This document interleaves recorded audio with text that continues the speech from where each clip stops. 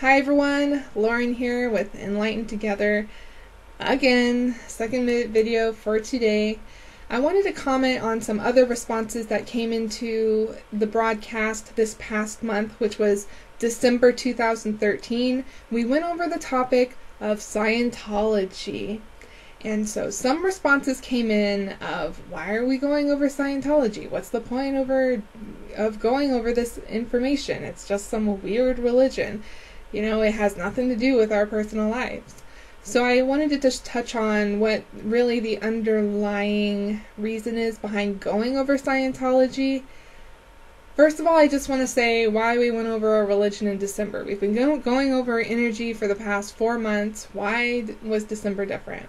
And so I guess when it comes to personal agenda, this is kind of one of my personal things. And from talking to some of you, you know, most of you don't mind it, but I said that in December I would really like to go over religion every year. Some religion, maybe next year we'll go over Buddhism.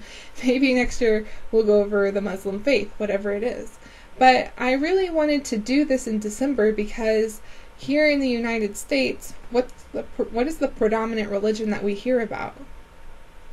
Christianity, right? We hear about Jesus, the birth of Jesus Christ, and the manger, the whole ordeal. And so really Christianity has gained such a strong hold over this holiday, in my opinion, the biggest holiday of the year. And so I said, you know, why don't we change the wheels a little bit for once? Let's not talk about Jesus. Let's talk about something else. Let's talk about another religion. Let's learn about what the history is behind other religions and faiths and where they came from, how did the people practice, and just gain an overall understanding. So that's why we go over religion in December. Unless you guys choose to go over it during a different time of the year, we can do that as well. But I think December is a critical part of the year to discuss religion. So that was one aspect behind it. But I want to say that why we went over Scientology. I asked you guys, I'll say this, I asked you, many of you, what type of religion would you want to go over? What do you prefer? And I didn't get any responses. So since I didn't get responses, I said, okay, well, I'm going to choose. Scientology has been in the media a lot this past year. I have no idea what Scientology is. According to my discussions of many of you don't know much about Scientology either. So I said, okay, well, let's go over the basics of Scientology. Let's see how Scientologists present themselves. And then let's see what the conspiracies are behind it, what people have said. And so that's what we did. And this is really an underlying event happening, which is we are opening our minds to something that we normally would not learn about. I have to be honest, I normally would not learn about Scientology. I normally don't even learn about religions. It's not really a critical aspect in my life. So yeah, I see where many of you are coming from with your responses, but nonetheless, I think that religion is a really predominant thing, at least here in the United States, okay? Christianity, Catholicism, many other faiths are really predominant. And so I think that having an open mind to these faiths, learning about these faiths, their history, again, how they're practiced, things like that, has its place. That we are opening our minds to these religions. Even if you're an atheist, it's a big thing to open your minds and to learn about them. So that's really what's going on. The ice cream man is going by. It's one of my least favorite things about living in a neighborhood.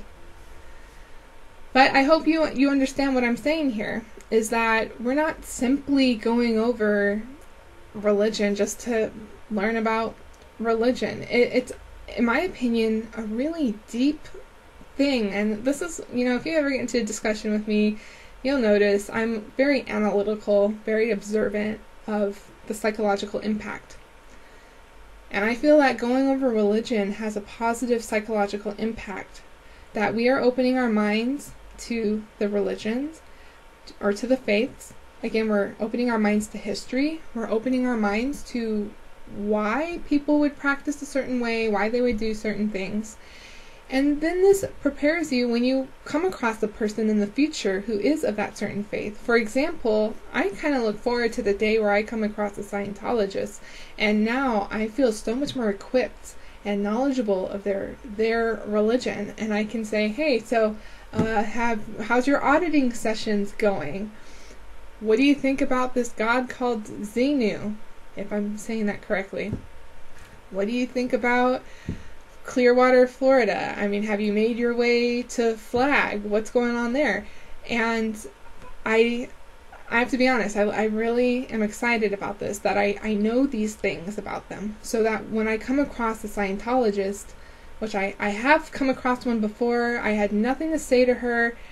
She didn't answer my questions on purpose. It was very odd for me to communicate with her.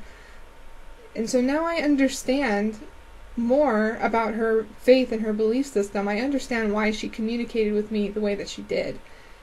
And I ultimately have a deeper understanding. So again, next year we'll go over something different. We'll go over Buddhism. We'll go over maybe Catholicism or Judaism, whatever it is. Whatever it is, you guys, what you want to go through. But I am again pointing out that it has its place, okay? From the surface, it may seem like some zany topic to go over, but it has its place. This is something that is important to many people across the world, and I feel that they should be respected, but we should be knowledgeable to communicate with them so that they don't talk down on us. If you understand what I say there. Again, the next time I have to talk to a Scientologist, I'll be on top of the conversation and have something to bring to the table, which is good. So put in your insight, what you guys think. This is really getting into the psychological aspects of learning, of, again, opening the mind, being aware of things outside of our environment, outside of our comfort zone, and taking the initiative to learn. If you want to learn more about what Enlighten Together is doing, what we're learning about, go to enlightentogether.com. We're on Facebook, all the social media channels, and I look forward to hearing from you and hearing about your recommendations.